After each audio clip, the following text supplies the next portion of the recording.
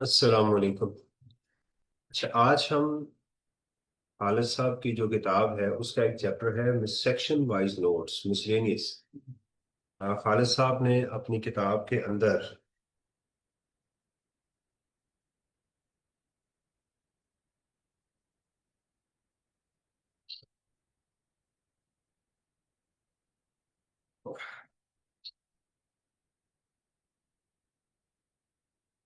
कुछ ऐसी इनकम है जिनको, या कुछ ऐसी आइटम्स हैं जो किसी और जगह पर नहीं डिस्कस हो सकी, उन्होंने इसको यहाँ पर ऐड किया हुआ है। उसको आज हम डिस्कस करेंगे। ये उनका लास्ट चैप्टर है खालिद साहब की किताब का, इनकम टैक्स में। तो इसके पहले मैं एक ग्रुप बनाऊंगा। सबसे पहले उन्होंने डिविडेंड को डिस्कस किया, ये एक ग्रुप है। इसके बाद अगर आप देखें तो 2 से लेके 7 तक ये एक ग्रुप है। इसको मैं डिफरेंट कर देता हूँ, ग्रीन कलर। उसके बाद ये जो आपको यहाँ पर नजर आ रहा है एग्जाम्शन, ये एक ग्रुप है। लिमिटेशन, और इसको खालिद साहब ने एक अलग ग्रुप के अंदर, ये एक, आप समझे कि ये एक डिफरेंट ग्रुप है। ये ऊपर एक डेफिनेशन गिवन थी और एक ये गिवन है, इसको मैंने येलो कलर में कर दिया। इसके दरमियान में मिसलेनियस चीजें उन्होंने डाल दी हैं, रिक्यूब्ड expenditure, cessation of source of income, और एसोसिएट की एक ये डेफिनेशन पड़ी है येलो कलर में, आपको ये भी नजर आएगी। तो इसमें बेसिकली देखा जाए तो एक ऊपर डिविडेंड की डेफिनेशन गिवन है, एसोसिएट की डेफिनेशन गिवन है, और कुछ डेफिनेशन नीचे गिवन है जो किसी और चैप्टर में खालिद साहब ने नहीं डाली। मसलन मेरे ख्याल में डिविडेंड की डेफिनेशन जो है, ये इनकम फ्रॉम अदर सोर्स में डाली जा सकती थी, ये वहां पर की जा सकती थी। एसोसिएट की डेफिनेशन जो थी कैपिटल गेन्स के चैप्टर में भी डाली जा सकती थी। रिलेटिव की क्योंकि वहां डेफिनेशन थी तो वहां डाला जा सकता था। लेकिन बहरहाल हमारे उस्ताद हैं, उन्होंने जहां इसको रखा हुआ है वो हमने किया है। जैसे रिक्यूब्ड एक्सपेंडिचर्स हैं, ये बिजनेस के भी साथ और इनकम फ्रॉम सैलरी के साथ भी डाले जा सकते हैं। पहले इसको जरा देखते हैं कि ये है क्या, इसका एक ओवरऑल व्यू लें, फिर हमें समझ आएगी कि ये क्या चीजें मौजूद हैं। सबसे पहले डिविडेंड जो है, आपको ये नजर आ रहा है कि क्या ये जो डिविडेंड है ये सिर्फ वही है जो हमें नजर आता है, या इसकी कुछ और शक्लें भी मौजूद हैं। पहली चीज तो ये है।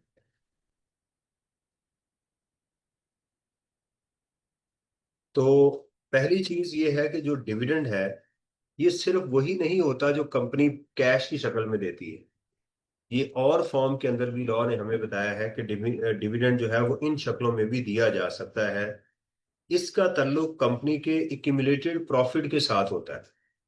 इक्यूमुलेटेड प्रॉफिट किसको कहते हैं, आप इसको जानते होंगे कि अकाउंटिंग में जो टर्म है रिटेन्ड अर्निंग, और जो आपका शेयर कैपिटल होता है इशूड शेयर कैपिटल। तो वो जो रिटेन्ड अर्निंग होती है उसको इक्यूमुलेटेड प्रॉफिट कहते हैं, आप उसको अकाउंटिंग में रिटेन्ड अर्निंग कहते हैं। तो इसकी जो डिविडेंड की जो लिमिट होती है ना, वो रिटेन्ड अर्निंग तक होती है। सादा अल्फाज में मैं आपको बता दूं कि एक कंपनी अपने शेयर होल्डर्स को जो रिटेन्ड अर्निंग या एक्यूमुलेटेड प्रॉफिट होता है ना, उस हद तक अपने ऐसे डिस्ट्रीब्यूट कर सकती है नॉर्मली। अगर उससे ज्यादा देगी तो वो समझा जाएगा कि उसने उनके पैसे वापस कर दिए।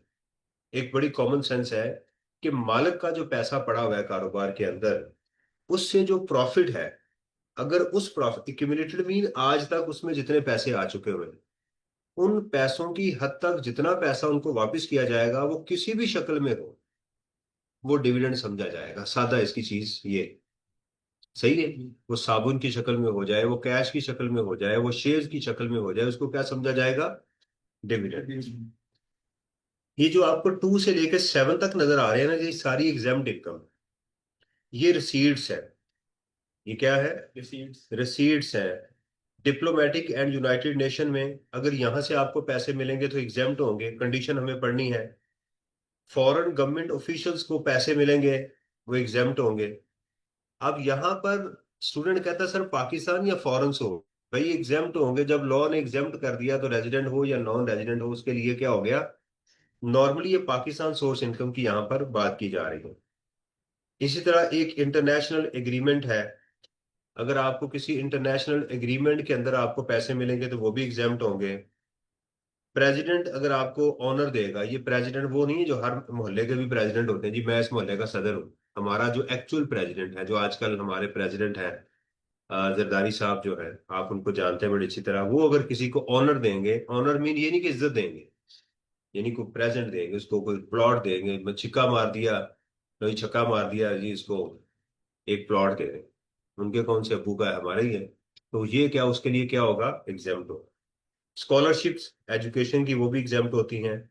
Sport payment under an agreement to live apart, ये आपको याद होगा सेक्शन 79 में हमने पढ़ा था कि जो बंदा अपनी स्पाउस को कोई एसेट दे अलैदगी की सूरत में, तो उस पर टैक्स नहीं लगेगा ट्रांसफर के केस में। यहां कहा जा रहा है जिसको मिलेगा उसको भी टैक्स नहीं लगेगा। हाँ, जब वो बेचेंगी तो जाहिर बात है उसको वो टैक्स लग सकता है, तो ये, तो यहाँ पर 6 चीजों के ऊपर एग्जाम्प्ट किया गया।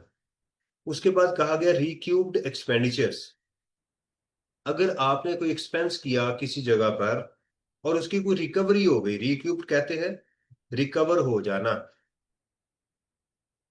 तो वो आपकी इनकम बन जाएगा। ये बेसिक कॉन्सेप्ट है। इसकी सबसे बेहतरीन एग्जांपल जो है वो बैड डेट्स की है। बैड डेट्स जो रिकवर्ड होते हैं वो क्या करते हैं, आप उसको इनकम डिक्लेयर कर देते हैं। Cessation of source of income, अगर कोई सोर्स ऑफ इनकम आपका खत्म हो जाए और फिर भी उससे आपको इनकम आ जाए, तो वैसे समझा जाएगा जैसे वो सोर्स ऑफ इनकम खत्म नहीं हुआ। ये है cessation of source of income. इसकी मिसाल क्या है, जैसे रिटायरमेंट हो गई, रिटायरमेंट के बाद आपको पेंशन मिलती है, तो समझेंगे कि ये भी एम्प्लॉयमेंट चल रही है, सही है। कारोबार था वो खत्म हो गया, बंद कर दिया, उसकी वेबसाइट से आपको पैसे मिल गए, तो समझेगा आपने कारोबार बंद कर दिया हुआ है, लेकिन फैक्ट्री आपने बाद में बेची है, उससे गेन हो गया, तो ये बिजनेस का ही गेन समझा जाएगा। सही है, ये है। एसोसिएट की डेफिनेशन है representative of a deceased individual, अगर कोई शख्स फौत हो जाए तो उसकी टैक्स की जिम्मेदारी कौन पे करेगा, उसके रिप्रेजेंटेटिव, ये बताया जा रहा है। डिसीज्ड, फौत, मरहूम, अगर कोई शख्स फौत हो जाए तो उसके टैक्स की जिम्मेदारी कौन उठाएगा, उसके रिप्रेजेंटेटिव जो है। अगर किसी फर्म एओपी के कॉन्स्टिट्यूशन में तब्दीली आ जाए तो टैक्स की जिम्मेदारी किस पे लगेगी।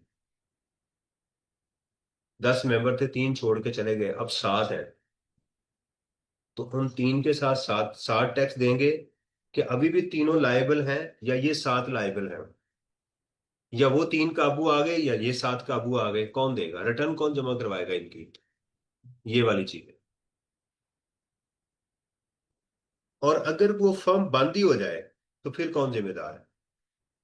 एक है कि फर्म के कॉन्स्टिट्यूशन में चेंज आ गई है, कॉन्स्टिट्यूशन क्या होता है इसका, पार्टनरशिप डीड। कंपनी का कॉन्स्टिट्यूशन क्या होता है, मेमोरेंडम ऑफ एसोसिएशन। और हमारे मुल्क का कॉन्स्टिट्यूशन क्या है, constitution of constitute Pakistan constitution 1973, 1973 का आइन। कॉन्स्टिट्यूशन कहते हैं चलाने का जो तरीका होता है। इस्लाम का कॉन्स्टिट्यूशन क्या है, कुरान पाक, है ना। आपके घर का कॉन्स्टिट्यूशन होता है, कितने बजे आएंगे, कितने बजे जाएंगे, राइट, खाना क्या पकेगा, कौन इस घर में आ सकता है, कौन इस घर में नहीं आ सकता, एसी कितने बजे चलेगा, ये कॉन्स्टिट्यूशन होता है। Succession of business otherwise on death, अगर किसी बंदे की डेथ नहीं हुई और उसका कारोबार ट्रांसफर हो गया तो फिर पैसे कौन देगा।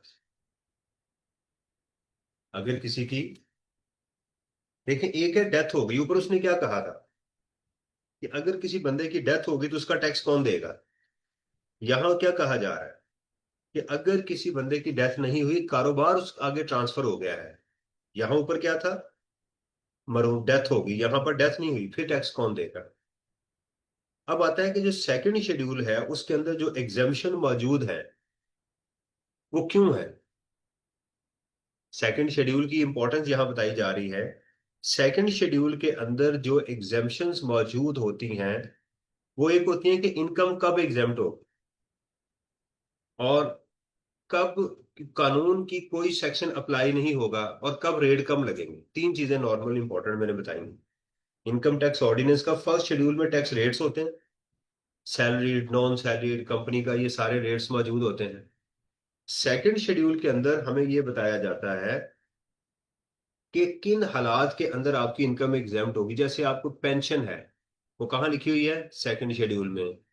मार्जिनल कॉस्ट, अगर एक होटल, हॉस्पिटल और एक रेस्टोरेंट जो है, एजुकेशन इंस्टीट्यूशन, अगर ये अपने एम्प्लॉयज को वो जो रेलिवेंट सर्विसेज प्रोवाइड करेंगे तो क्या होंगे, उसके लिए एग्जाम्प्ट होंगी, सेकंड शेड्यूल में लिखा है। मेडिकल अलाउंस एग्जाम्प्ट होगा, कहाँ लिखा है, सेकंड शेड्यूल में। इसी तरह बाद जगहों पर रिड्यूस रेट्स भी होते हैं, कि नॉर्मल ये रेट है, रिड्यूस रेट इतना होगा। तो अगर आप किसी रेट को कम करना चाहते हैं उसको भी सेकंड शेड्यूल में डाल दें। राइट, ये बात समझ आ रही, ये भी वहां पर मौजूद होगा। इसी तरह बाद जगहों पर कानून की कोई एप्लीकेशन रोक दी जाती है, जैसे मिनिमम टैक्स है, इन इन जगहों पे नहीं लगेगा, बाकियों पे लगेगा, इन जगहों पे नहीं लगेगा। ये भी सेकंड शेड्यूल का वो हिस्सा है। Exemption and tax provision in other laws, अगर टैक्स के अंदर कोई और कानून क्या टैक्स को खत्म कर सकता है, the answer is no. Tax को, इनकम टैक्स को खत्म करने के लिए इनकम टैक्स के अंदर लिखना पड़ेगा। कस्टम वाले नहीं इनकम टैक्स खत्म कर सकते। कस्टम वाले ये लिख देंगे जनाब हमने ये इन इन जगहों पर इनकम टैक्स नहीं लगेगा। तो ये है सेक्शन 54 जो कहता है कि भाई आपका जो टैक्स है, इनकम टैक्स को खत्म करने के लिए इनकम टैक्स के अंदर ही लिखना पड़ेगा। You got the point. मैं आपको एक मिसाल देता हूँ, बड़ी बुरी एग्जांपल। वो क्या एग्जांपल है कि मैं एक बंदे को जानता था, उसकी अपनी बीवी के साथ लड़ाई हो गई। तो उसने अपने दोस्त को बताया कि यार ये बीवी मेरी बात नहीं सुनती। तो एक दिन उसका दोस्त आ गया उसकी बीवी की धुलाई करने के लिए। तो उनके घर में अच्छी खासी लड़ाई हो रही थी, तो मैं गया, तो मैंने उससे पूछा यार तुम कौन होते हो इनके घर में घुसने वाले। वो बेचारी बैठी रो रही थी। अब जो उसने बसना था वो भी गई। वो तो बिल्कुल, फिर उसने कहा जी मैं, आपकी बड़ी मेहरबानी, मैं नहीं आपके साथ गुजारा कर सकता। भाई मैं तुम्हारी मार से तंग हूं और तुम चाहिए जाके अपने दोस्तों को लाके मुझे मेरी धुलाई कर रहे हो। तो वो क्या कर रहा था, सेक्शन 54 अप्लाई कर रहा था। तो ये लॉ में लिखा हुआ है कि भाई हमारे लॉ में एग्जेम्प्ट करने के लिए हमारे कानून में ही लिखना जाएगा, कोई और कानून हमारे टैक्स को खत्म नहीं कर सकता। और लिमिटेशन ऑफ एग्जाम्पशन, क्या अगर किसी की इनकम एग्जाम्प्ट होगी पर जिसको मर्जी बांटता फिर उनकी इनकम भी एग्जाम्प्ट होगी या नहीं होगी। मिसाल है, जैसे मैंने चावल उगाए हैं, मेरी इनकम एग्जाम्प्ट है ना। अब मैं आपको गिफ्ट कर देता हूं कि आप मेरे स्टूडेंट हो, आपकी इनकम एग्जाम्प्ट है, आपको मैंने गिफ्ट दिया है, आप मेरे रिलेटिव तो नहीं है ना। तो क्या हो जाएगी, टैक्सेबल हो जाएगी। अब आप ये नहीं प्ली ले सकते कि सर चूंकि इनकम एग्जाम्प्ट थी, अब ये पैसे आप जिसको बांटेंगे, मैं आगे जिसको बांटूंगा ये क्यामत तक एग्जाम्प्ट ही रहेंगे। तो जो एग्जाम्पशन जिस बंदे को मिली है वो एग्जाम्पशन उस तक होगी। आगे वो जो काम करेगा या लोगों को देगा वो उसके ऊपर अलग कानून अप्लाई होगा। ये इसके अंदर बात की जा रही है। और कुछ डेफिनेशंस है, समझ आ गई। तो ये चीजें हमारी यहाँ पर मौजूद हैं। मैं पहले ये लंबी डेफिनेशन है ये वाली और एसोसिएट की, इसको हम बाद में करेंगे। जो डेफिनेशंस है आज हम इनको जरा रीड करके तो कोशिश करेंगे कि ये इसको कंप्लीट करने। मैंने इसमें कलर किए हुए हैं, आप देख लीजिएगा। ये जो येलो कलर है 1, 10 और 18, 1, 10 और 18 ये डेफिनेशंस है। 2 से लेके 7 तक ये एग्जेम्प्ट इनकम है। और 15, 16 और 17 ये सेकंड शेड्यूल के रिगार्डिंग एग्जेम्पशंस मौजूद हैं कि सेकंड शेड्यूल की कहाँ कहाँ एग्जेम्प्ट होती हैं, और बाकी ये मिसलेनियस इश्यूज हैं। ओके,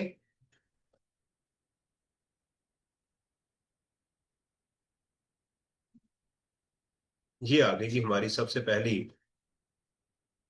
एग्जेम्पशन की।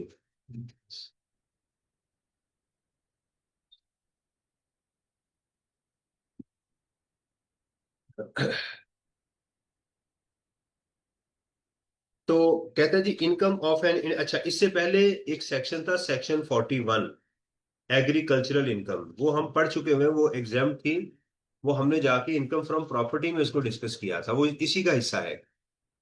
एग्रीकल्चरल इनकम सेक्शन 41, कि जो शख्स उसका रेंट, उसकी प्रोड्यूस को बेचना, या उसके जो करीब बिल्डिंग है, वो तीन चीजें हमने उसमें पढ़ी थी एग्रीकल्चर इनकम में, कि वो एग्जाम्प्ट होती है। जमीन का रेंट, बिल्डिंग का रेंट, उस बिल्डिंग उस जमीन से जो प्रोड्यूस आपने चावल गंदम वगैरह उगाई है वो भी, जिन्होंने उनको पानी दिया, फसल को उगाया, उनकी इनकम भी, वो एग्रीकल्चर इनकम थी सेक्शन 41। ये 42 आ रहा है उसके बाद।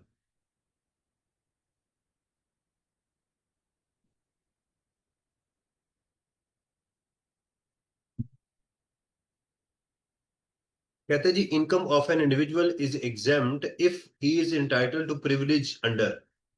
प्रिविलेज मीन उसको सहूलत दी गई है, प्रिविलेज्ड पर्सन, सहूलत देना,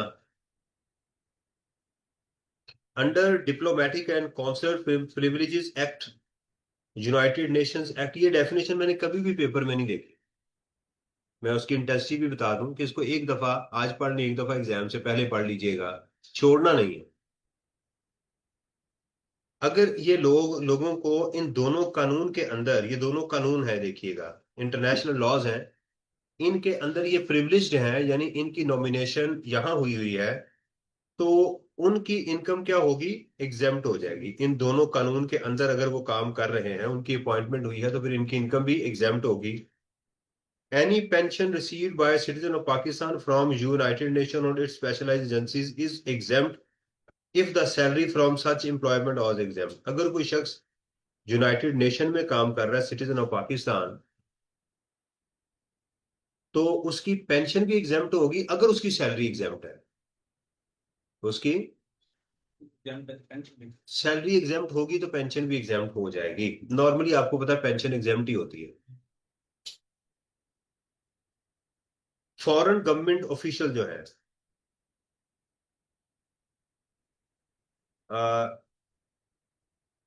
ये है पाईवाली। हम पंजाबी में एक लफ्ज यूज करते थे, पाईवाली, राइट। ट्रीटी भी अंग्रेजी में इसको ट्रीटी कहते हैं, दोनों के दरमियान एग्रीमेंट हो गया। Salary of a foreign government official is exempt in respect of services in Pakistan. यानी कोई गोरा है और वो पाकिस्तान में फॉरेन ऑफिशियल, लाजमी नहीं गोरा ही हो, अफ्रीका से आ गया तो काला भी हो सकता है, राइट। और वो स्किन भी हो सकता है, स्किनी जिसे कहते हैं, हमारा गंदमी। गोरा अगर पाकिस्तान में काम कर रहा है और उसको पाकिस्तान से सैलरी मिल रही है, तो वो क्या होगी, एग्जाम्प्ट होगी टू सच गवर्नमेंट इफ। अगर किसी गवर्नमेंट का बंदा पाकिस्तान में काम कर रहा है तो उसकी सैलरी पाकिस्तान में टैक्स नहीं होगा। उसकी पाकिस्तान सोच सैलरी पे टैक्स कब होगा, अगर वो रेजिडेंट होगा तो, कि नहीं। अगर नॉन रेजिडेंट होगा फिर भी टैक्स होगा। उसका रेजिडेंट, क्योंकि पाकिस्तान से अगर वो कमा रहा है तो उसका रेजिडेंशियल स्टेटस के साथ कोई ताल्लुक नहीं है, क्योंकि पाकिस्तान सोर्स इनकम टैक्स होती होती है, बेशक वो रेजिडेंट हो या non resident. Foreign source income के मुतालिक देखा जाता है कि ये पाकिस्तान का रेजिडेंट है या नहीं। पहली शर्त है, the employee is a citizen of the foreign government and not citizen of Pakistan. वो उस मुल्क का सिटीजन है। Services are similar to those performed by Pakistan government official in the foreign country. हमारे लोग भी उस मुल्क में वैसी ही सर्विसेज प्रोवाइड कर रहे हैं। That foreign government grant similar exemption to Pakistan government official. देखें एंड, इसका मतलब क्या है, कि वो पाकिस्तान का, पहली बात है, सिटीजन नहीं है। हमारे लोग भी उस मुल्क में सर्विसेज प्रोवाइड कर रहे हैं और हमारे लोगों को उस मुल्क ने भी उनकी इनकम पे टैक्स नहीं लगाया हुआ। तो फिर उनके जो लोग पाकिस्तान में काम करेंगे, हम भी उन पे टैक्स नहीं लगाए। Exemption under international agreement, exemption under international agreement. Certain income are exempt under tax treaties. An agreement for the avoidance of double taxation. Tax treaties shall apply in case of any con. ये तो वही tax TT की बात की जा रही है। Income of a foreign national is exempt to the extent provided in an agreement between Pakistan and a foreign country. अगर कोई फॉरेन नेशनल है और वो पाकिस्तान और किसी और मुल्क के दरमियान कोई एग्रीमेंट हुआ है, जैसे अमेरिका के दरमियान हुआ था, आपको याद है रेमंड आया था पाकिस्तान में, रेमंड एक बंदा था जिसने हमारे दो लोगों को यहाँ पर उनका कत्ल भी किया था, याद है ना? तो वो, अब मैं वैसे मिसाल के लिए कह रहा हूँ, वो आया अमेरिका से, उसने दो लोगों को कत्ल करना है, और वो क्या था, फॉरेन नेशनल था, और उसने दो लोगों को मार भी दिया। तो उसमें जो इनकम आएगी वो पाकिस्तान में क्या होगी, एग्जाम्प्ट होगी। शर्त ये है कि पाकिस्तान और अमेरिका का एग्रीमेंट था कि भी आप आओ, कौन से लोग मारने हम आपको सामने पेश कर देते हैं, जरा प्लीज इसके अलावा कोशिश करना ना मरे, बाकी इनको तुम चुप करके मार के तो यहां से आप निकल जाओ, तो फिर उसकी इनकम क्या होगी पाकिस्तान में, एग्जाम्प्ट हो। और a public international organization subject to certain condition, ये उसकी एक कंडीशन है कि आप उस एग्रीमेंट के अंदर रहते हुए। इसकी और मिसाल मैं आपको, जो सही है तो वैसे ही मैं कर रहा था, जो नेटो की फोर्सेस ने जब अफगानिस्तान पे अटैक किया था, तो हम लोग वहां सप्लाई देते थे, हमारे लोग चावल सप्लाई करते थे। वहां पर 2-2.5 हजार बंदा बैठा हुआ था, उन्हें चावल खाने थे, उन्हें चीजें खानी थी, तो वो यहाँ पर सप्लाई भी करते थे नेटो फोर्सेस को। तो उनकी इनकम क्या थी, वो एग्जाम्स हो। Clear? Exemption under foreign investment, exemption under foreign promotion and protection act 2022। Taxes on income, including capital gains, advance income tax, minimum and final tax under the income tax ordinance shall be exempt in respect of qualified investment such as Ricodic project in Balochistan under the act। ये Ricodic का पता चला आपको कौन सा है? सोना, gold. यहाँ गोल्ड माइंस है, यहाँ क्या है, गोल्ड माइंस है। तो आपको गोल्ड की बजाय अब आजकल हमें गोल्ड बॉय मिलता है सड़कों पे। उन्होंने कहा गोल्ड, ये देखो पूरा बंदा ही हमने आपको गोल्ड का दे दिया, तुमने रिकोडेक क्या करनी है। तो रिकोडेक के ऊपर जो है, इस वक्त जो है उन्होंने कहा कि अगर आपको यहाँ से आ, अगर आप रजिस्टर्ड हुए हैं, इस आपने अपनी इन्वेस्टमेंट जो की है, foreign investment, under promotion and protection act 2022 के अंदर, तो आपके ऊपर कोई भी टैक्स पाकिस्तान में नहीं लगेगा। सही है? अगर आप यहाँ पर इन्वेस्टमेंट कर रहे हैं बलूचिस्तान में, तो फिर हम आपसे कोई भी टैक्स, ना मिनिमम टैक्स ना एडवांस टैक्स, कुछ भी नहीं होगा।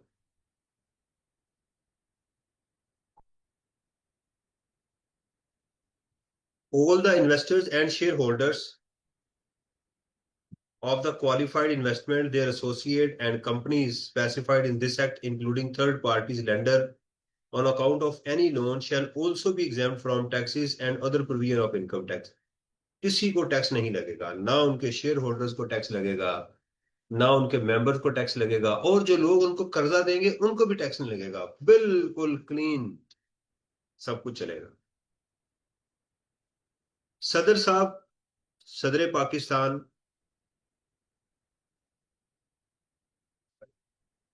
ये किसको भी कोई भी इनाम देंगे उस पर टैक्स नहीं है। मियांदाद ने छक्का मारा था शारजा कप के अंदर, आखिरी गेंद पे मेरे ख्याल 4 स्कोर चाहिए था, उन्होंने छक्का मार दिए। तो मेरे ख्याल उनको प्लॉट दिया गया था एक पाकिस्तान, सदर पाकिस्तान ने आके हमारे पैसों से, ये नहीं कि अपनी जेब से, हमारे पैसों से उनको कहा भी ये मैंने आपको प्लॉट दिया, तो वो उस पर टैक्स नहीं होगा। Scholarship, any scholarship granted to meet education cost is exempt. किसकी है? Other than scholarship paid directly और इनडायरेक्टली बाय द एसोसिएट। यानी एक आप किसी कंपनी में जॉब करते हैं, तो आप अपने एम्प्लॉयज को या उनके बच्चों को नहीं दे सकते, वो एग्जाम नहीं है। एक एम्प्लॉय को उसकी जो कंपनी है वो आपको क्या करती है, उनको कहती है ये लो पैसे अपने बच्चों की तालीम वो भी हम पे करेंगे, तो क्या है सैलरी में ट्रीटमेंट उसका? टोटली टैक्सेबल है, ये टोटली टैक्सेबल है। अगर वो इदारा है, एजुकेशन इंस्टीट्यूशन है, और फिर उसके डिपेंडेंट को वहां पर मिली, फिर वो एग्जाम है, अदरवाइज वो क्या है, टैक्सेबल होती है। लेकिन यहाँ पर अगर किसी बच्चे को स्कॉलरशिप मिलेगी पढ़ने के लिए, इस वक्त बहुत सारी स्कॉलरशिप्स आती हैं।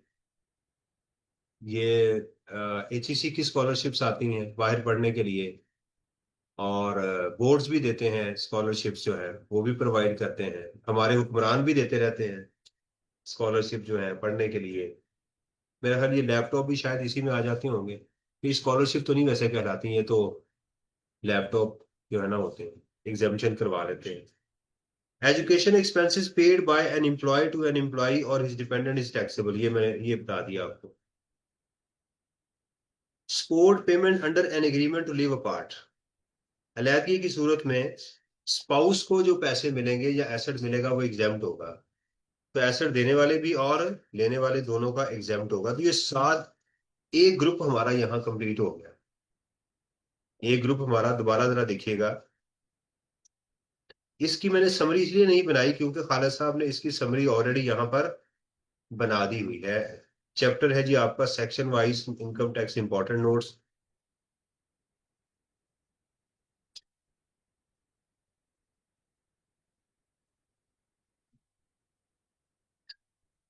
ये नजर क्यों नहीं आ रहा?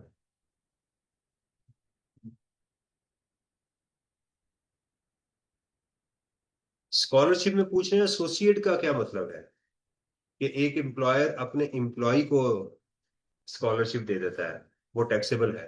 एसोसिएट के अलावा अगर देंगे तो वहां होगी। मैट्रिक में मुझे याद था बोर्ड ऑफ एजुकेशन स्कॉलरशिप देता था। ये आई कैप नहीं स्कॉलरशिप देता आप लोगों को, आती है ना ये, वो आपका एसोसिएट नहीं है, वो एग्जाम्प्ट होगी आपके लिए, उस पर पाकिस्तान में टैक्स नहीं है। इस ओके। तो ये पहली चीज हमने पढ़ी, diplomatic and United nation act. Foreign government के ऑफिशियल अगर पाकिस्तान में काम करेंगे तो उनकी इनकम एग्जाम्प्ट।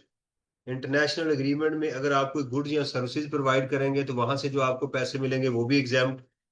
प्रेसिडेंट अगर आपको कोई ऑनर देंगे वो भी exempt. Education scholarship other than associate वो भी exempt. Support payment under agreement to live apart by the spouse, ये भी एग्जाम्प्ट। तो सात चीजें मैंने अभी आपको पढ़ा दी हैं। यहां तक कोई क्वेश्चन हो तो मेरे से आप पूछ सकते हैं। Any question?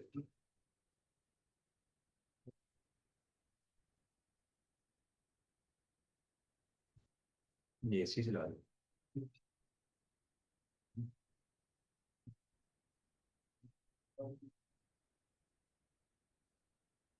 रिक्यूब्ड एक्सपेंडिचर्स, अगर आपके खर्चा वापस हो गया, एक्सपेंस जो थे, उस एक्सपेंस में कोई आपको फायदा मिल गया, तो वो फायदा उस साल आपकी इनकम का हिस्सा बन जाएगी। रिक्यूब्ड, वापस हो जाना, फायदा मिल जाना किसी खर्चे से। मिसाल के तौर के ऊपर आप पेंट लेकर आए 1 लाख रुपए का, तो आपने जब डिब्बा खोला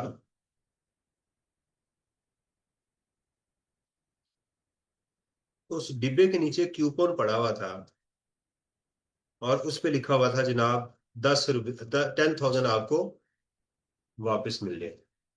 यानी 10,000 रुपये का आपको क्या मिल गया, क्यूपन वापस मिल गया। आप गए, उन्होंने आपको इतने पैसे, आप 1 लाख रुपए का खर्चा बुक कर चुके हुए थे, आप इसकी एंट्री डाल चुके थे, और 10,000 आपको, तो हम कहेंगे रिक्यूप हो गए, वापस मिल गए आपको। तो लॉ क्या कहता है, या उस खर्चे को कम कर लो या इसको इनकम डिक्लेयर कर। सही है। इस तरह बैड डेट्स की एग्जांपल लें आप। आपने बैड डेट्स बुक कर लिए हुए थे, याद है आलू एक्ट, वो क्या था, अलाउड माइनस, वो यही रूल है कि आपको अलाउड कर दिए गए थे फॉर एग्जाम्पल 100 रुपया, एक्चुअल हुए आपके 80 रुपीज। तो क्या हुआ, वो जो 20 का आपको फायदा होगा वो इनकम में ऐड कर दो। ऐसे ही है ना? yes, sir. ये वही वही रूल है सेम, कि आपका जो एक्सपेंस अलाउ हुआ था एक्चुअल उससे कम हुआ है, वापसी मिल गई आपको, डिस्काउंट दे दिया किसी ने, कैश डिस्काउंट मिल गया आपको, आपने परचेजेस की थी उधार के ऊपर 100 मिलियन की, आपने बुक कर ली, कैश डिस्काउंट मिल गया आपको, आपने एक्चुअल पेमेंट की जो है वो 90 मिलियन की है अगले साल जाके, तो नेक्स्ट ईयर में कितना फायदा हुआ आपको? 10 मिलियन का, वो इनकम में डाल दें, यानी खर्चों को कम करें। Any amount subsequently received in cash or in kind in respect of any tax expenditure or tax loss shall be treated as income। ये है वो रूल। रिक्यूब की समझ आ गई है? बुझे बुझे लग रहे हैं आज। हम्म।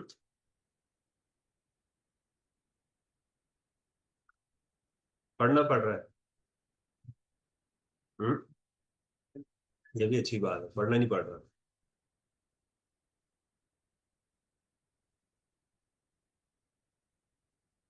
एक चीज मैंने आपको बताई थी कि पेपर हम किन लोगों के लिए बनाते हैं पास होने के लिए? जो प्रैक्टिस करके आते हैं, जो जो पेपर में, हम पंजाबी में कहते हैं सोची पे आते बंदा गया, ठीक है ना? सोची पे आते गया, यानी बहुत ज्यादा सोच जो है, इसलिए एग्जामिनर उन बच्चों को पसंद नहीं करता एग्जाम के अंदर जो सोच में पड़ जाते हैं वहां जाके, क्या करूं क्या ना करूं। Cessation of source of income, अगर कोई इनकम खत्म हो जाए और उससे फिर इनकम आ जाए, मुर्दा जिंदा हो गया। तो देखा है आपने ड्रामा वो? आपके दौर में तो अब तो रिसाले खत्म हो गए, हमारे दौर में रिसाले आते थे, इमरान सीरीज, जिंदा लाश, इस तरह के आते थे, ताबूत और जिन। तो हम ऐसी कहानियां जो है ना, लाइब्रेरीज होती थी मोहल्लों के अंदर, और वो अकाउंट खुलता था आपका, 10 रुपए आपने एडवांस देने होते थे, और आपकी एक लिमिट होती थी कि इतने आप रिसाले रोज ले जा सकते। तो हम वो रिसाले, इमरान सीरीज की इतनी मजर, एम ए कलीम मजर होता था, इमरान सीरीज एक अजीब दुनिया होती थी, वो रिसाले आते थे। फिर घरों के अंदर अखबारें जहाँ हर हफ्ते में आता था, वो औरतों के लिए, औरतें वो पढ़ती थी, मशहूर होता था, अखबार लोग पढ़ते थे, और रात को इशा के बाद सो जाते थे। रात को ना जो हमारी खबरें आती थी ना, मेरे ख्याल 9 बजे खत्म होती थी टीवी की, और उसके बाद वो पट्टियां सी आ जाती थी 3 4 कलर की, पीली नीली। जो शख्स वो खबरें देख के सुनता था ना, तो कहते थे कि ये नशई आदमी है, कि यार ये रात को जब तक खबरें ना ना बंद हो, ये टीवी देखता रहता है। हम कहते हैं अच्छा इतनी देर, यानी हमारी रूटीन होती थी नमाज पढ़ी है और उसके बाद सारे सो जाते थे। एसी कहाँ होते थे, कोई इक्का दुक्का कोई अमीर आदमी होता था। हम तो छत पे सोना, पंखे लगे हुए हैं नहीं लगे हुए, चल भाई अल्लाह तेरी यार, ये हमारी रूटीन। और सुबह सूरज के निकलते हुए उठना, वो तो इंतहाई नाहंजार आदमी होता था जो सूरज निकल गया और उठ गया, वो ओए होए। हमें तो बड़े बुरे अलकाब से याद किया जाता, वैसे सोया ही नहीं जाता था। जब धूप निकल आई है तो फिर आपने कैसे सोना, ये रूटीन का हिस्सा होता था। और रात को ऐसे होता था इशा पढ़ के कि जैसे आपका स्विच ऑफ हो गया, बस वो गिर गए आप। तो कितनी बरकत थी, मैं सोचता हूँ कितनी बरकत थी, कितनी खुशहाली थी हमारी जिंदगी के अंदर। डॉक्टरों के पास कोई उक्का दुक्का बंदे होते थे, अब तो अपॉइंटमेंट लेनी पड़ती है, अब तो उसके बगैर गुजारा ही नहीं है, सारा खलकत भी बढ़ गई है, रात को भी लेट सोना शुरू कर दी। तो सोर्स ऑफ इनकम अगर आपका खत्म हो गया, if any taxable activity, taxable activity क्या होती है? Salary, income from property, business, capital gain, income from, has ceased, खत्म हो गई है, सीज हो गई है।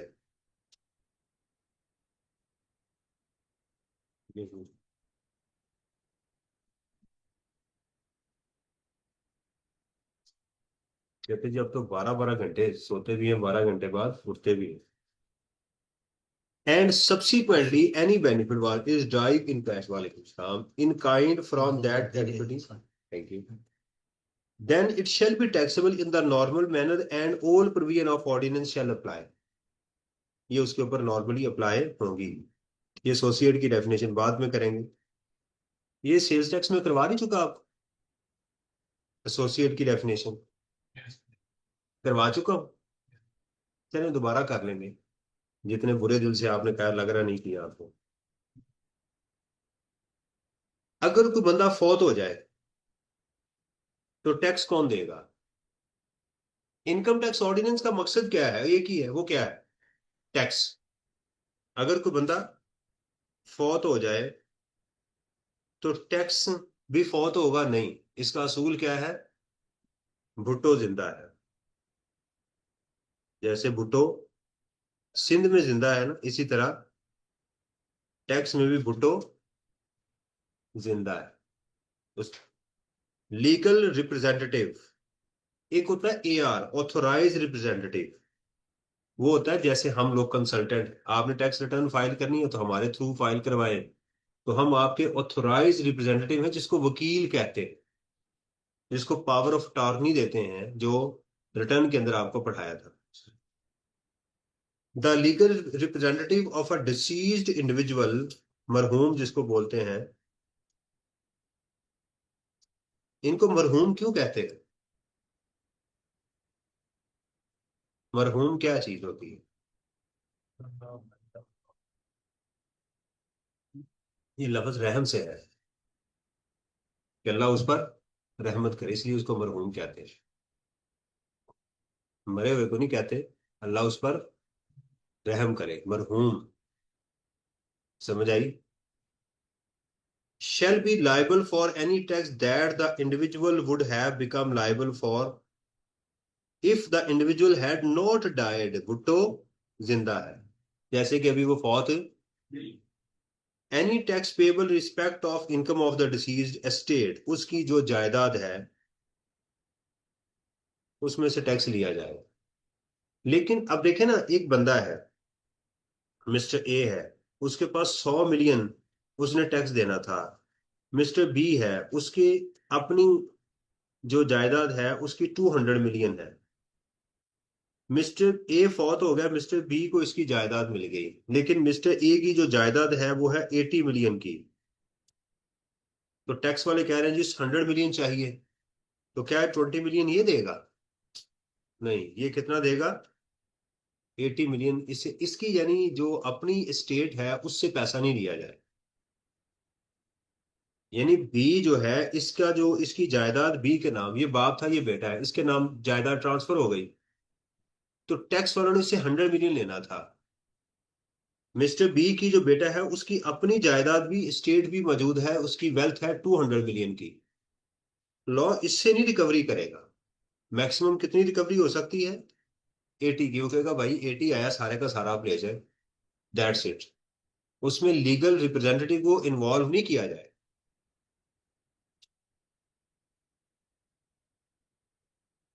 या तो समझ आई है या नहीं समझ आया? मुर्दों की तरह बैठे हुए हो। The legal liability of the legal representative shall be limited to the extent to which the deceased estate is capable of meeting the liability। यानी इसका सादा अल्फाज में अंग्रेजी आप लिखेंगे, is limited to the extent, is limited to the estate of the deceased person। तो आपकी अंग्रेजी पूरी हो जाएगी, limited to the estate of deceased person, that's it। कि उसकी जो लाइबिलिटी है, जो मरहूम है, उसकी जायदाद तक लिमिटेड होगी, इसकी जायदाद उसमें इन्वॉल्व नहीं की जाएगी। कोई टैक्स की कार्रवाई करनी है तो इसके अगेंस्ट चलेगी। कोई टैक्स की कार्रवाई है जो इसके बाप के, जिसका ये लीगल रिप्रेजेंटेटिव है चलनी, वो इसके खिलाफ चलाई जाएगी। Any tax proceeding taken against the deceased before his death shall be treated as taken against the legal representative. All proceeding that would have been initiated against the deceased person shall be initiated against the legal representative। वो उसके खिलाफ चलेगी। Legal representative कहते किसको हैं? Means a person who in law represent the estate of a deceased person, जो कानूनी तौर पे मरहूम की जायदाद को प्रेजेंट कर रहा है, कानूनी तौर पर। And includes any person who intermeddle with the estate of the deceased, जो इस मरहूम की जायदाद के साथ इंटरमेडल करता है, यानी उसकी लेन देन है। देखिएगा इसमें क्या मतलब है इसका अंग्रेजी में, इंटरमेडल।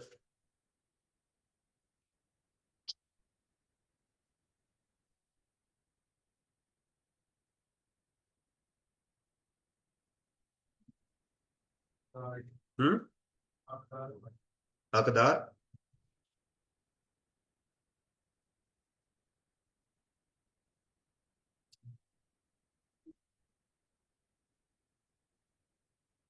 इंटरफेयरिंग विद और taking contents of someone property. हाँ, यानी जो उसकी जायदाद को रिप्रेजेंट कर रहा है, जरा थोड़ा सा औखा लफ्ज है। एंड वेयर अ पार्टी सूज और is sued in representative character the person on home the state, यानी जो बंदा, अगर वो बंदा तो मौजूद नहीं जो फौत हो गया है, उसके बिहाफ के ऊपर जो सू कर रहा है, सू समझते हैं, केस करता है वो, या उसके बिहाफ के ऊपर इसके ऊपर केस किया जा सके, यानी ऐसा बंदा जो इसकी प्रॉपर्टी को प्रेजेंट करता है, नंबर वन, या इसके खिलाफ जो केस होना था उस बंदे के खिलाफ वो इसके खिलाफ किया गया है। ओके, या उस बंदे के बिहाफ के ऊपर ये केस कर रहा है। मैं अभी आपको एक चीज बताता हूँ। एक मेरे जानने वाले हैं दोस्त, उन्होंने मुझे बताया कि उनके दादा की एक जायदाद थी जो किसी ने कब्जा की हुई थी, जमीन। तो अब ये उस मुकदमे को ये लड़ रहा है, समझ आ रही? तो ये क्या हुआ, लीगल रिप्रेजेंटेटिव हो गया उसका। तो अगर ये मुकदमा जीत गया तो जो दादाजी ने टैक्स देना ये भी देंगे। ये मीठा हप हप कड़वा थू थू नहीं होगा कि जायदाद लेके साइड पे हो जाए, जब लेंगे तो कहेगा भाईजान इधर आ, ये आपके दादाजी ने टैक्स भी देना है, वो भी आप ही देंगे। इस ओके, क्लियर हुई बात कि नहीं? चलो दोबारा जरा रिकैप पे चलते हैं कि हमने अभी तक क्या क्या पढ़ लिया। आपने बताना है कि आपको समझ आई है रिक्यूब्ड एक्सपेंडिचर की, क्या समझ आई है आपको? क्या होते हैं रिक्यूब्ड एक्सपेंडिचर्स? आपका खर्चा हुआ, उससे कोई आपको बाद में बेनिफिट मिल गया कैश में या इन काइंड, वो आपकी इनकम डिक्लेयर होगा। Cessation of source of income.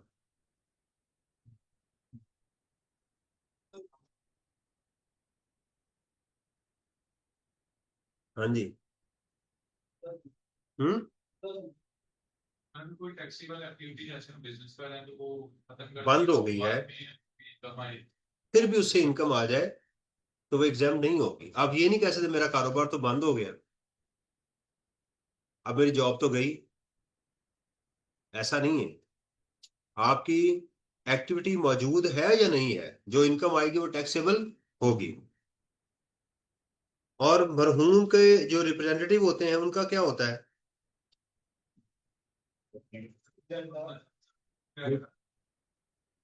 वो टैक्स देंगे, उस हद तक उनको टैक्स। और रिप्रेजेंटेटिव किसको कहते हैं? जिसकी जायदाद को इंटरमेडल करे, जो आज आपने लफ्ज सीखा है, intermeddle with the estate of the deceased, who can be sued or he can sue on the behalf of the deceased person, जिस पे केस किया जा सके और किसी और पे केस कर दे। ये चीज भी समझ आ गई? चलें जी, आगे नया ये खुल रहा है, ये आगे एक नया ग्रुप आ रहा है हमारे पास।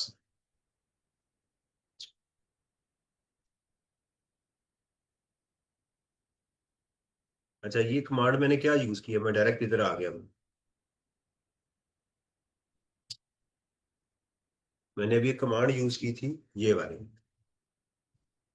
ये लिखा है गो टू, मैं कहता हूँ पेज, मैं डायरेक्ट इस पेज पे आ गया। कंट्रोल जी, कंट्रोल जी वर्ड में लिखेंगे। तो मैंने पहले यहां देख लिया था, नीचे लिखा हुआ था, ये देखे पेज। मैंने यहां से देखा पेज कितना है, 5।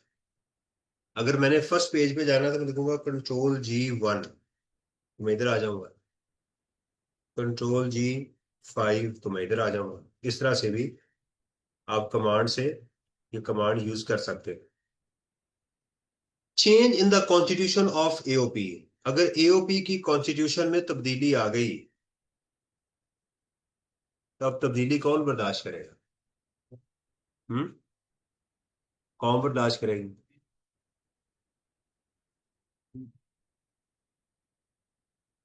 देखिए, इसका बड़ा सादा और कॉमन सेंस है। जो बंदा जब तक पार्टनर था उस हद तक उसकी लायबिलिटी डिटरमिन की जाएगी। ये क्वेश्चन कभी पेपर में आया नहीं, आ सकता है न्यूमेरिकली। मिसाल के तौर के ऊपर मैं आपको एक छोटी सी एग्जांपल बना के देता हूं। एक एओपी है और टैक्स ईयर है 2026। उसकी जो शेयर फ्रॉम एओपी है वो है 100 मिलियन। और पार्टनर है उसके तीन शुरू में आए थे, ए प्लस बी प्लस। ये दोनों की जो शेयर था वो इक्वल था। तो कितना होगा? 33.33% तीनों का शेयर था। तो अगर आप शेयर फ्रॉम एओपी लेंगे तो कितना लेंगे हर एक का, उसकी टैक्सेबल इनकम के लिए? 33.33 मिलियन। हुआ क्या कि 30 सितंबर को मिस्टर सी छोड़ के चला गया। 30 सितंबर 2025 को मिस्टर सी छोड़ के चला गया। आज थे मिस्टर ए और बी, दोनों बच गए। अब शेयर ऑफ एओपी कैसे कैलकुलेट होगा? पहली बात यह है कि रिटर्न ये फाइल करेंगे। क्या करेंगे? रिटर्न ये दोनों फाइल करेंगे। अब ए सी की जिम्मेदारी नहीं है। ओके। अच्छा, दूसरा ये है कि हम इसको डिवाइड करेंगे, इस 3 महीनों का पहले अलग कैलकुलेट करें। ओके। अब इसको क्या करें, आप कितने हिस्से बनते हैं? चार। 3 महीने है ना, तो पूरे साल में 12 माह हुए। तो इसको चार पे तकसीम करें तो आंसर क्या आता है? 25। तो इस हिस्से का कितना हो गया? 25 मिलियन। ओके। इस हिस्से का कितना हुआ? 75 मिलियन। अब ये 75 तो ए और बी में जाना है ना, ये 25 मिलियन तीनों में जाएगा। फाइन। तो 25 का मिस्टर सी का कितना हिस्सा होगा? 25 मिलियन इंटू 33.3%। कितना हुआ? ए, बी और सी का। हाँ जी। 8.3 ए का हो गया 8.33 और बी का भी 8 सी का भी 8। सी का जब ये अपनी रिटर्न फाइल करेगा, अगर इसके अलावा इसकी कोई और शेयर फ्रॉम एओपी नहीं है तो ये उसकी इनकम में ऐड किया जाएगा, शेयर फ्रॉम एओपी। अब आते हैं बी और सी का। यहाँ ए और बी का कितना शेयर हुआ? इसका डिवाइड करें 2 पे। 37.5, 37 तो अब इसका होगा 37.5, 30। ये होगा। समझ आ रही? यानी जो शख्स जितनी देर के लिए इस एओपी में रहा वो उतनी देर का लायबल है, पूरे साल का वो लायबल नहीं है। Where a change occurs in a tax year in the constitution of an AOP, liability of filing। Constitution को आपने पता क्या पढ़ा हुआ है? Partnership deed. आपको बिजनेस लॉ में ये लफ्ज यूज किया जाता है, इसलिए मैं आपको ऑल्टरनेट वर्ड देता हूं ताकि एग्जामिनर अगर ये वर्ड यूज करे तो आप परेशान ना हो।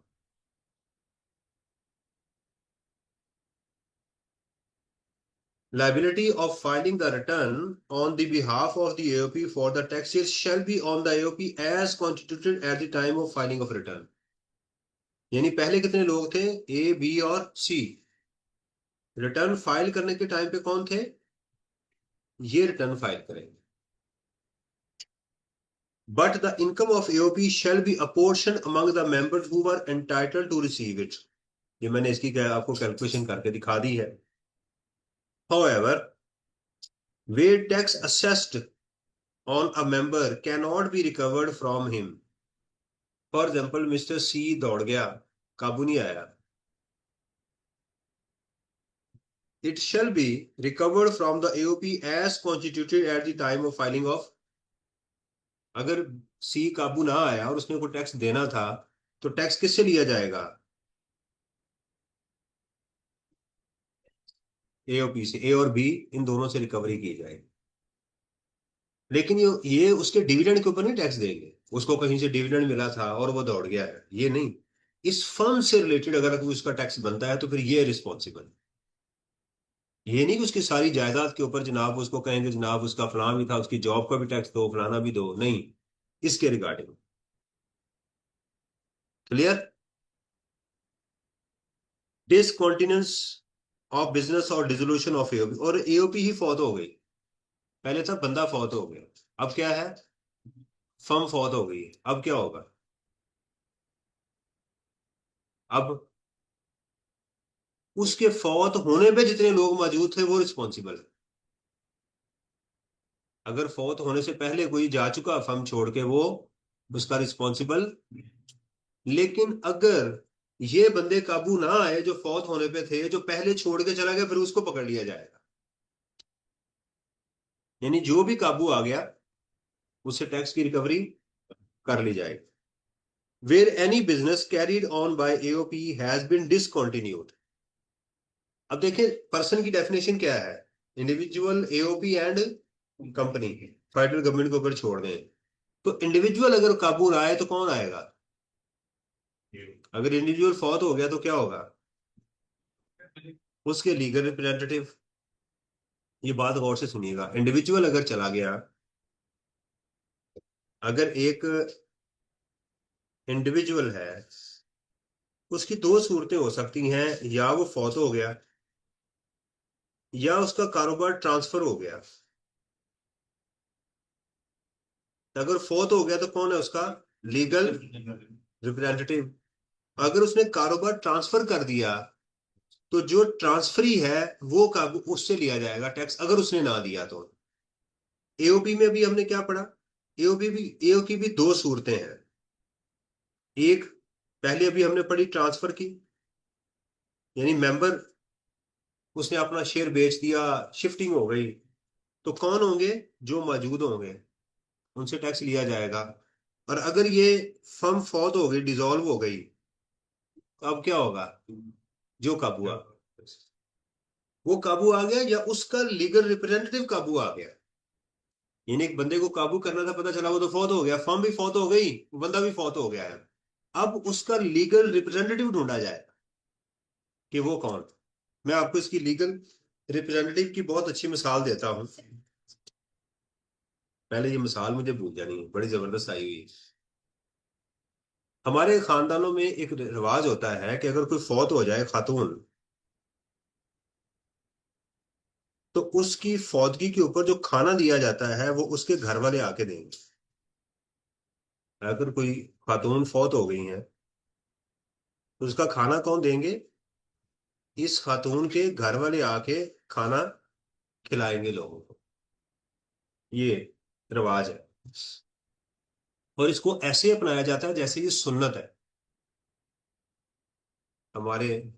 पता नहीं आप लोगों की क्या, हमारी इस घर वालों में तो यही होता है कि जो फौत हो गया उसके ढूंढा जाता है कि इसके उस यानी इस बंदे को कहा जाता है अपने ससुराल वालों को बुलाओ। बल्कि वो पैसे लेके बेचारे आते हैं कि हमारी बेटी फौत हो गई है। मेरी दादी की डेथ हो गई। ये वाकया मैं इसका विटनेस हूँ। दादी की डेथ हो गई तो दादा की भी डेथ हो गई थी। राइट। अब दादा को तो नहीं कहना था भाई अपने ससुराल वालों को बुलाओ, वो तो बेचारे फौत हो गए। दादी के भाइयों को ढूंढा गया। मेरे अब्बू के मामू, मेरी दादी के भाइयों को ढूंढा गया। वो ना मिले, उनकी भी डेथ हो गई। मेरी दादी भी डेथ हो गई, उनके भाइयों की भी डेथ हो गई। इनके बेटों को ढूंढा गया। इनको बुलाते नहीं, ये हमारे मसलक से और थे, हमारा मसलक और था, ये मसलक और था। इनको कभी हमने इनके ना रिश्ता किया, कोई हमने इनके साथ लेन देन नहीं किया। सारी उम्र हमने इनसे कभी मिले भी नहीं, जानते थे कि रिश्तेदार हैं हमारे। इन्होंने आके, ये जिंदा थे, इनको लाया गया कि जनाब खाना दें। मेरी आंखों के सामने इन लोगों ने खाना दिया है। जब हम दफना के आए तो ये लोग आए, हमने उस वक्त इनको देखा कि ये हमारे रिश्तेदार आए हुए हैं। और इन्होंने कहा जी आप खाना कितने का आया, पूरा बैठ के हिसाब किया गया। और मेरे वालिद साहब को, मेरे चाचा को, ताया को इन्होंने पैसे दिए। ये नहुसत है जो हमारे ऊपर नाजिल की गई है, जिसके ऊपर मैं शोर मचाता हूँ और लोग चीज सीख पा होते हैं।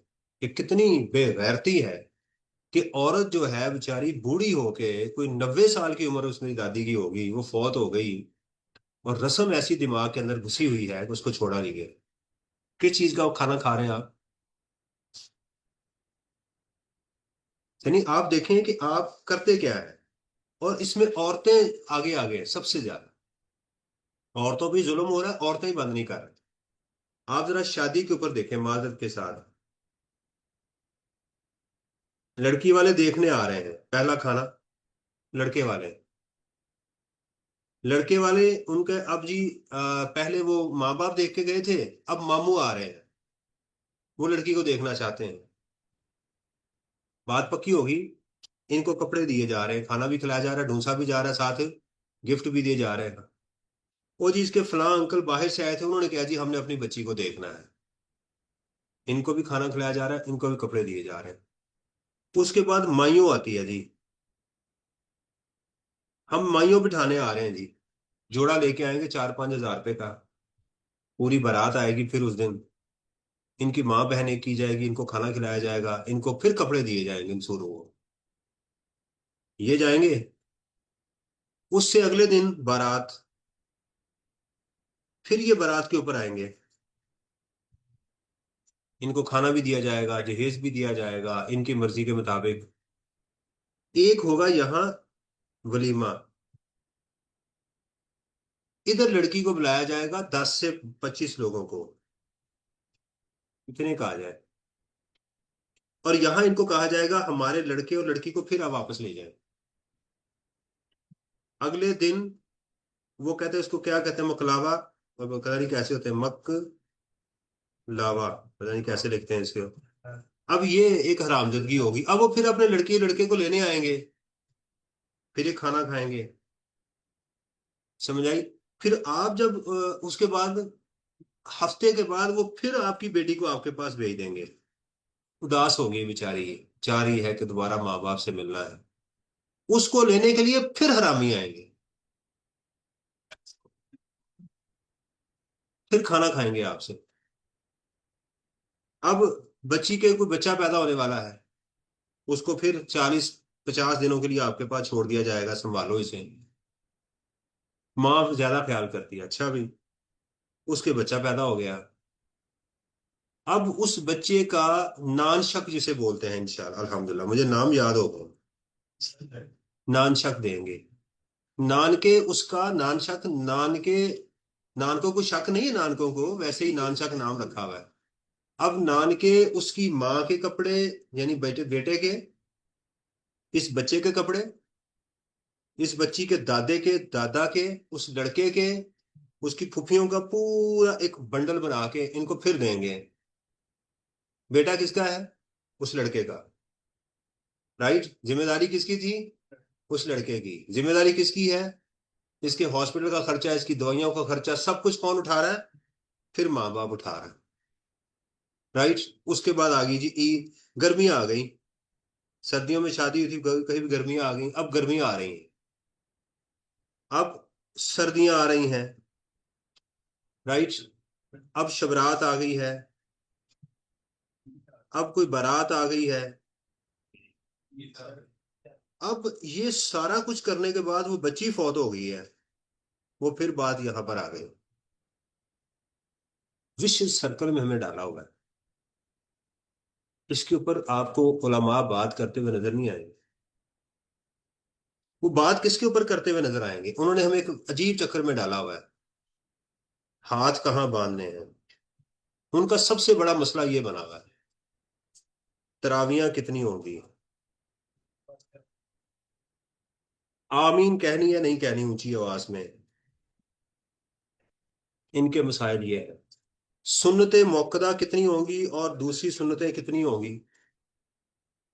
राइट। इस सारी चीजों का उसको पता है कि हमारे मुआशरे के अंदर एक हराम जिंदगी चल रही है, चलने दो, ये ठीक है। ये मौलवी जनाजे पे भी आएगा, ये मौलवी निकाह के भी आएगा, ये सब कुछ देखेगा। लेकिन इसको जो प्रॉब्लम है, सबसे पहले इसने कहा जी ये फैसला अगर तुमने जिंदगी बनाना किया तो तुम जहन्नमी हो, इसके ऊपर तुम्हें कुछ नहीं कहा जाएगा। बेटी है, तोहफा दो, यहां तोहफे का नाम दिया जाएगा, और तोहफे के नाम के ऊपर क्या क्या होगा।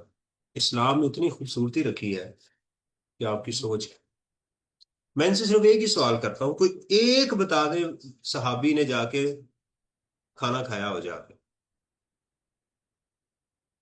कोई एक सहाबी, कोई एक रवायत, कोई मन गढ़ंत ही मौजूद हो कि फलां सहाबी जब अपनी बीवी के साथ शादी करने गए थे तो इतने सहाबा साथ लेकर गए थे। आप सल्लल्लाहु अलैहि वसल्लम की कोई मिसाल दे दो।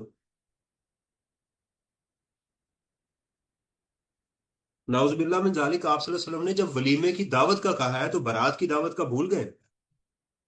वो जी अगर बेटी वाले खाना खिलाना चाहें तो क्या मसला है इमरान साहब, आपको ऐसे ही आपको खारिश रहती है, कोई कीड़ा है आपको तंग करता रहता है हर वक्त, हर वक्त आपके मुंह से यही अल्फाज निकलते हैं। लड़ाइयाँ होती हैं, झगड़े इतने देख चुका हूं कि मैं आपको बता नहीं सकता। इसी एक वजह के ऊपर, एक मेरे जो बॉस थे मुझे उन्होंने बताया कि उन्होंने, लड़के वालों ने जो ठीक थे, उन्होंने घर के दरवाजे से लेकर लड़की के कमरे तक कारपेट बिछवाया और बिल इनको भेजा कि ये बिल जमा करवा देना, कि आपकी लड़की यहां से चलेगी और अपने कमरे तक जाएगी, सारा कारपेट जो है ये आपका, आपने देना है ये बात, ये उम्मीद आप लगा के बैठे हो। और जमाई राजा जब आएंगे उनकी खिदमत भी आप करेंगे। और फिर वो वही सवाल है कि ऐसे उन कौन हो गए फिर। तो सुना ना मामला का लतीफा, कि उसने आया, उसने बाहर दरवाजा नॉक किया, उसके ससुर ने पूछा कौन है, वो इसी बात पे लड़ पड़ा, ऐसी उन कौन हो गए। बस ये फिर उसके आपको, और एक अजीब बेगैरती हरामजदगी कि जी आप लड़की वाले हैं, आप चुप करें, आप ना बोले, हम लड़के वाले हैं। छवि अल्लाह से आप बेटा छीन के लेके आए। अगर यही ये होता, या खुसरा ही हो जाता ये, फिर क्या करते आप, फिर किसको कहते जा रहे? अल्लाह से डरना चाहिए ऐसे काम करते हुए। ऐसे ही होता ना, यस सर। फिर आपने इसको बुलाया करना था।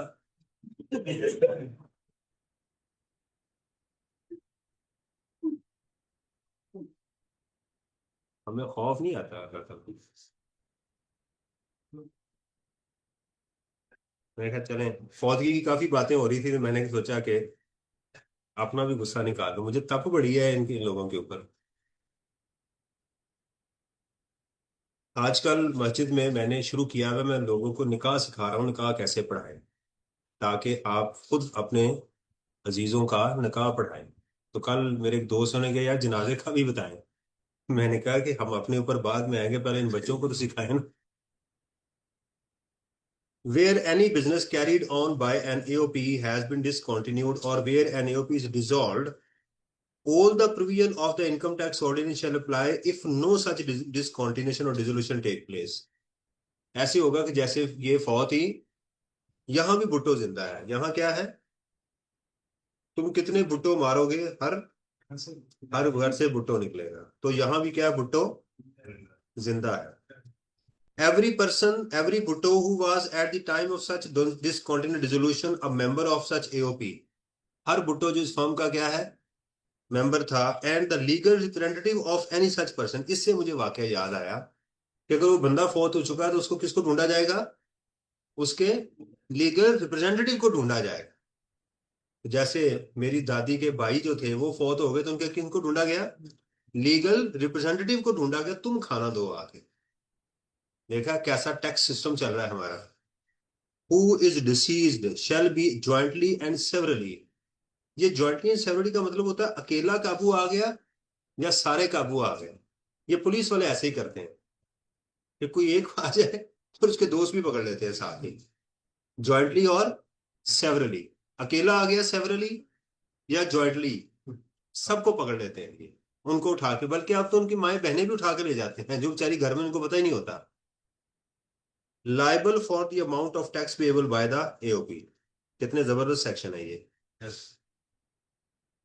अगर फौतगी नहीं हुई फिर क्या होगा? कारोबार आपने बेच दिया तो फिर, अगर तो ये बंदा इंसानों की तरह खुद पेमेंट कर देगा तो जो ट्रांसफरी है उसके ऊपर कोई मसला नहीं। Where a person carrying on a business predecessor, predecessor बेचने वाला, प्रीडिसेसर कौन है? ट्रांसफरर।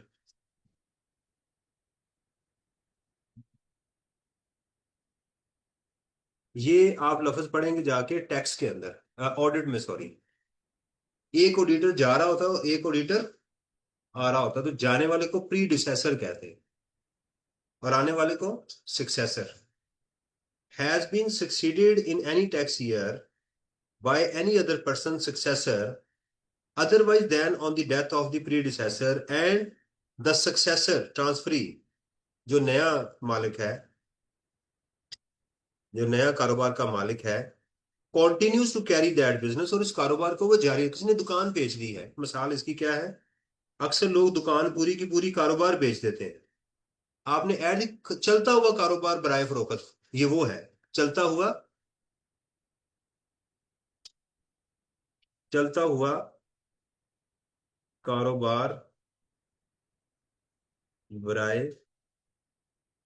अच्छा, मेरी जिंदगी के बड़े ऐसे वाकयात हैं जिनसे मुझे बड़ी अजीब, मैं बचपन में दीवारों में लिखता था चलता हुआ कारोबार बराए फरोख्त,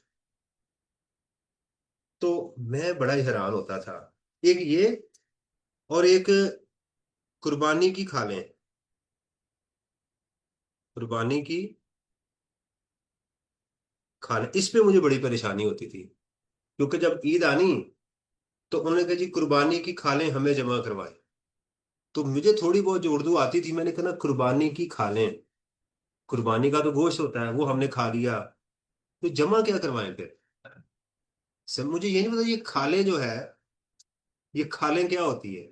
खालें हाइट्स को कहते हैं, वो जो खल होती है, उसकी चमड़ी होती है, उसको कहते हैं। उनका कहने का मकसद होता है शायर का कि भाई खाल जो है वो हमें जमा करवा दो।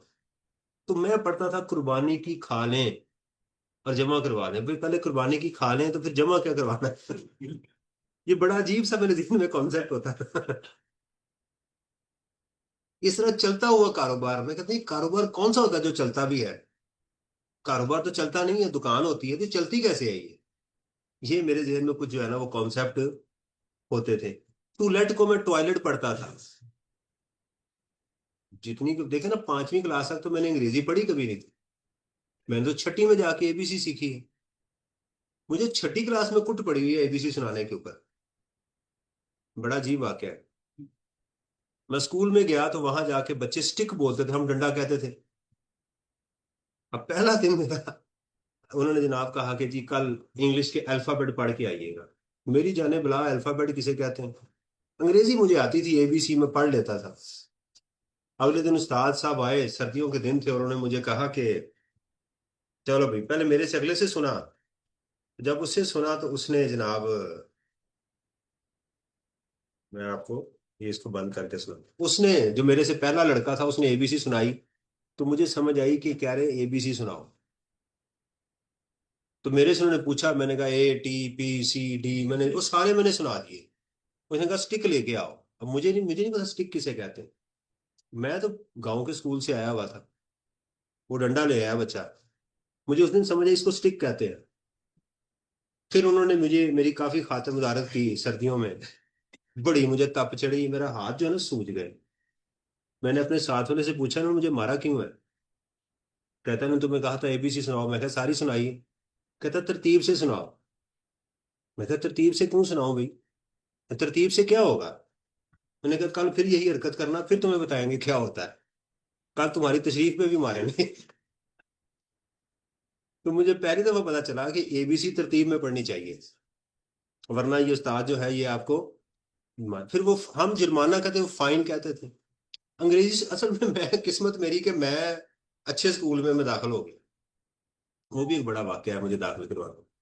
तो मेरी जिंदगी में ये चीजें रही हैं कि गांव से जो बंदे पढ़ के आते हैं उनके साथ क्या सिचुएशन क्रिएट होती है, उनकी क्या हालत होती है। ठीक है। एक लफ्ज होता है नजूमी नागर, मुझे उसकी कभी नहीं समझ आती थी कि ये नजूमी नागर कौन होता है, ये आज भी नहीं पता मुझे।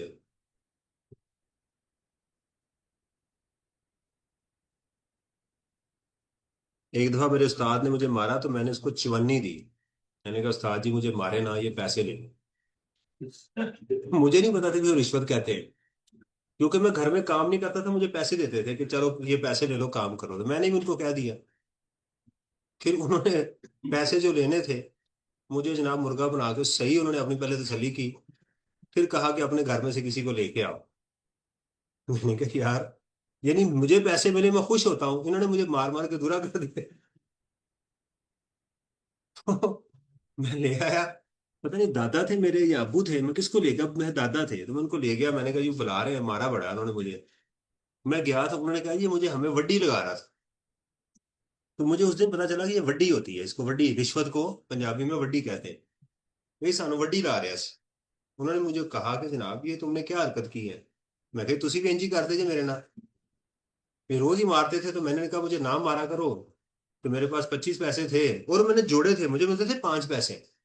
वो बड़ी मुश्किल से मैंने इकट्ठे किए पैसे ना, रोज का खर्चा बचाया कि यार मुझे 5 पैसे मिलते मैं काम कर देता हूँ, उस्ताद को 25 पैसे दूंगा, मेरी हफ्ते की कमाई थी। तो उन्होंने डबल मुझे जनाब सही उन्होंने मेरी कमाई पूरी की। चले जी, बड़ा हो गया ना। ले जी, ये हो गया जी। The predecessor shall be liable to pay tax in respect of income of the tax year in which the succession took place up to the date of the succession and to the previous tax period। ये वही rule है जो AOP का था, जहां तक ये कारोबार इसने संभाला उस दिन तक ये रिस्पॉन्सिबल है। The successor shall be liable to pay tax in respect of income tax of such tax period after the date of succession। जहां से आगे इसने कारोबार उठाया उस डेट से आगे ये रिस्पॉन्सिबल है। लेकिन अगर सक्सेसर प्रीडिसेसर दौड़ गया तो फिर कौन काबू आएगा। बेसिक रूल चलता आ रहा है, जो काबू आ गया उसे पकड़ लो। वेयर द प्रीडिसेसर, कारोबार बेचने वाला, cannot be found the tax liability in respect of tax took place up to the date of succession and of the previous, तो सारे का सारा टैक्स नए मालिक से लिया जाएगा। Where any tax payable in respect of such business में cannot be recovered from the predecessor, it shall be recovered from the this person। हमारा एक बंदा था टैक्स में, प्रिंटिंग का कारोबार करता था, तो उसका कारोबार, उस पर टैक्स बहुत ज्यादा चढ़ गया, नोटिस काफी ज्यादा आए। तो उसने क्या किया कि अपने कारोबार का नाम ही चेंज कर दिया पूरा, और किताबों में कहा कि वो बंदा दौड़ दौड़ गया है। उस वक्त बाद में उसने शनाख्ती कार्ड भी नया बना दिया, पहले ना ये कंप्यूटराइज नहीं होते थे, तो उसने पैसे पूसे दे के ना शनाख्ती कार्ड भी नया बनवा लिया, नया नंबर उसने इशू करवा लिया अपने नाम पे, नए एड्रेस के साथ। तो हमें वो कहानी सुनाता, वो टैक्स वाले आ गए, तो उन्होंने पूछा वो बंदा कहाँ है, उसने कहा जी वो दौड़ दौड़ गया, हमें क्या पता।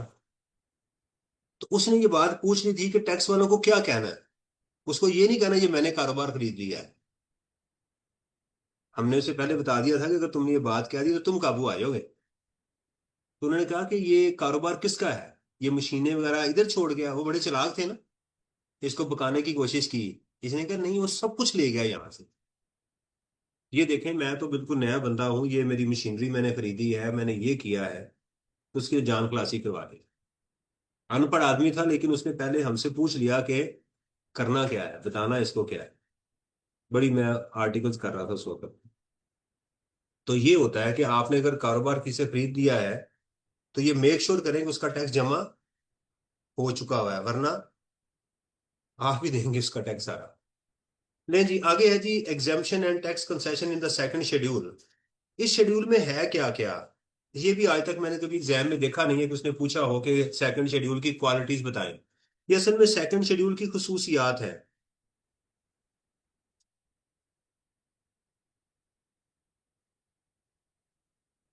सेकंड शेड्यूल में क्या है, the income exempt from tax दी जाती है इसमें, कम टैक्स रेट वाली इसमें चीजें बताई जाती हैं, रिडक्शन जिसमें बताई जाती हैं, या लॉ के किसी ऑपरेशन से इसको कम कर दिया जाता है। चार चीजें बताया है कि सेकंड शेड्यूल की क्वालिटी होती है। किसी इनकम को एग्जेम्प्ट करना हो, इस शेड्यूल में लिख दिया जाता है। किसी इनकम पे आपने कम टैक्स लगाना हो तो आप सेकंड शेड्यूल में लिखेंगे। किसी जगह पर टैक्स में आपने रिडक्शन लेनी है तो आप कहाँ लिखेंगे? सेकंड शेड्यूल में।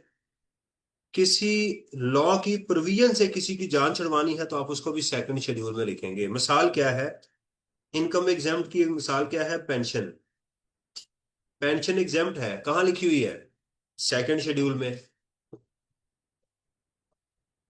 इनकम टैक्स के आखिर में शेड्यूल है, आप लेट आए हैं। फर्स्ट शेड्यूल में रेट्स दिए हुए हैं, सिर्फ टैक्स रेट्स हैं। Salaried, non salaried, company, AOP, minimum tax, ये सारे रेट्स गिवन है, विद होल्डिंग टैक्स वगैरह। सेकंड शेड्यूल में आप जाएंगे तो वहां एग्जेम्पशन गिवन है, ये चार चीजें वहां मिलेंगी। थर्ड शेड्यूल में आपको डिप्रिसिएशन और अमोर्टाइजेशन के रेट्स मिलेंगे आपको। इस तरह से शेड्यूल है। पहले पूरा लॉ चलता है, लॉ जब खत्म होता है तो उसके बाद आगे शेड्यूल चलते हैं जिसमें मुख्तलिफ चीजें मौजूद हैं। ये है, सही है। तो इस शेड्यूल में क्या चीजें हैं? जैसे लो रेट ऑफ टैक्स है कि इन इन जगहों पर कम टैक्स लगेगा। मिसाल के तौर के ऊपर आप कहते हैं कि मिनिमम टैक्स का रेट 1.25% है, लेकिन इन इन के ऊपर 0.25% लगेगा, फलां के ऊपर 0.5% लगेगा। यानी नॉर्मल से अगर हटके कोई कम टैक्स लगा रहे हैं तो आप कहाँ लिख दें? सेकंड शेड्यूल में लिख दें। टैक्स रिडक्शन, जैसे फुल टाइम टीचर अलाउंस है, इस साल तो उन्होंने खत्म कर दिया, आपके लिए तो एप्लीकेबल है, लेकिन आगे इन्होंने खत्म कर दिया हुआ है, तो वो कहाँ लिखा हुआ है? सेकंड। टैक्स में रिडक्शन दी गई है, वो भी कहाँ लिखा है? सेकंड शेड्यूल में। इस तरह किसी के ऊपर अगर कोई रूल अप्लाई ही नहीं होना, जैसे पाकिस्तान में जो मिनिमम टैक्स है अंडर सेक्शन 113, वो एसएमई के ऊपर अप्लाई नहीं होता। ये स्मॉल मीडियम एंटरप्राइजेस हैं उनके ऊपर अप्लाई। यदि सेकंड शेड्यूल में रिलीफ है, खुश आइंदा बातें हैं, कम कम कम की चीजें सारी यहां पर मौजूद है। The federal government or FBR with the approval of the federal minister in charge may add, omit or change any clause of the second schedule. आप ऑर्डिनेंस को पढ़ेंगे तो उसको सेक्शन बोलेंगे, राइट? लेकिन आप अगर सेकंड शेड्यूल को पढ़ेंगे तो इसको सेक्शन नहीं बल्कि क्या बोलते हैं? क्लॉज बोलते हैं, डिफ्रेंशिएट करने के लिए। आप दोबारा सैलरी का चैप्टर पढ़िएगा तो वहां आपको मिलेगी clause this, clause this. Marginal cost के आगे लिखा होगा, मेडिकल अलाउंस के आगे, मेडिकल फैसिलिटी के आगे लिखा होगा, वहां क्लॉज लिखा होगा सेकंड शेड्यूल। तो फिर आपको समझ आएगी। तो where circumstance exist to take immediate action, वो कहते हैं कि इसके अंदर इन वजूहात की वजह से इसके अंदर चेंजेस की जा सकती हैं। नेशनल सिक्योरिटी का मसला है, कुदरती आफात आ गई हैं जो कि हमारे आती रहती हैं, कोविड आ गया, इस तरह की चीजें। यानी इन जो वजूहात लिखी हैं, national food security emergency situations आ गई, protection of national economic interest आ गया, पब्लिक इंटरेस्ट जिसको आप कहते हैं, implementation of bilateral mutual multilateral agreements है। यानी आप मुल्क की खातर, खुराक की खातर, बीमारियों की खातर, पब्लिक इंटरेस्ट के लिए आप इस शेड्यूल में चेंजेस कर सकते हैं, टैक्स को चेंज करने के लिए। यानी टैक्स एक बहुत बड़ा टूल होता है जो आपकी इकोनॉमी को लेड करता है, डायरेक्ट करता है किस तरफ लेके जाना है। इस इंटरेस्ट पे एग्जेम्प्ट कर दो, निकाल दो जी। क्यों? ताकि इन्वेस्टमेंट आए। ये फला फला चीजें जो इंपोर्ट होगी उसके ऊपर टैक्स ना लो, सेकंड शेड्यूल में डाल दें ताकि इंपोर्ट बढ़े। एक्सपोर्ट को बढ़ाना चाहते हैं, इन चीजों पे टैक्स रेट कम कर दो, एक्सपोर्ट कर दें, उसके ऊपर टैक्स रेट कम कर दो। तो सेकंड शेड्यूल में आप मुल्क की खातर आप इन तमाम कामों के लिए क्या कर सकते हैं? चेंजेस कर सकते हैं। ये तमाम अमेंडमेंट्स क्या होंगी? Shall be placed before the National Assembly, if not placed before the National Assembly the amendment shall stand rescinded. अगर ये नेशनल असेंबली में पेश ना की गई तो क्या किया जाएगा? इसको नहीं समझा जाएगा। अच्छा, ये जो मैंने बताया था कि कोई भी दूसरा कानून आपके टैक्स के अंदर जो है वो पंगा नहीं ले सकता। कोई दूसरा कानून आपके इनकम टैक्स की किसी चीज को एग्जाम्प्ट आपके घर में मुदाखलत नहीं कर सकता। समझ आ रही है कि नहीं? यानी कस्टम वाले इनकम टैक्स को एग्जाम नहीं कर सकते, सेल्स टैक्स वाले इनकम टैक्स को एग्जाम नहीं कर सकते, कोई प्रोविंशियल लॉ इनकम टैक्स को एग्जाम नहीं कर सकता। ये सारी चीजें हैं।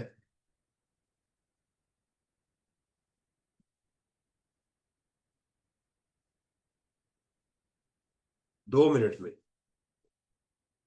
N exemption from any tax, reduction in the tax rate, reduction in the tax liability exemption, ये वो जो ऊपर चारों चीजें थी ना, ये जो भी हम पढ़ के आए हैं कि सेकंड शेड्यूल में क्या क्या चीजें शामिल हैं, ये वही चार चीजें लिखी हुई हैं कि इन चारों चीजों के अंदर कोई दूसरा कानून जो है, अदर लॉ जो है, वो मुदाखलत नहीं कर सकता। ये सेकंड शेड्यूल के अंदर इन चीजों को चेंज करने के लिए सेकंड शेड्यूल के अंदर ही चेंज करनी पड़ेगी। आखिरी चीज है जी लिमिटेशन ऑफ एग्जाम्पशन। जो एग्जाम्पशन है वो उसी बंदे तक लिमिटेड रहेंगी जिसको ओरिजिनली मिली है, बाकी दूसरों को एग्जाम्पशन आगे फॉरवर्ड नहीं की जाएगी। ये था जी आज का हमारा चैप्टर। अब हम जरा इसको पेज नंबर 1 पे चले जाएं। तो आज हमने क्या चीजें डिस्कस कर ली हैं जी? ये चेंज इन द कॉन्स्टिट्यूशन भी हो गया, डिसकंटिन्यूएशन ऑफ बिजनेस सक्सेशन हो गई, एग्जाम्पशन ये हो गई, और 3 डेफिनेशन रह गई हैं हमारी जो इसके अंदर मौजूद हैं। ठीक है जी। ये मिसलेनियस चैप्टर जो था वो खालिद साहब ने इसमें ऐड किया हुआ था।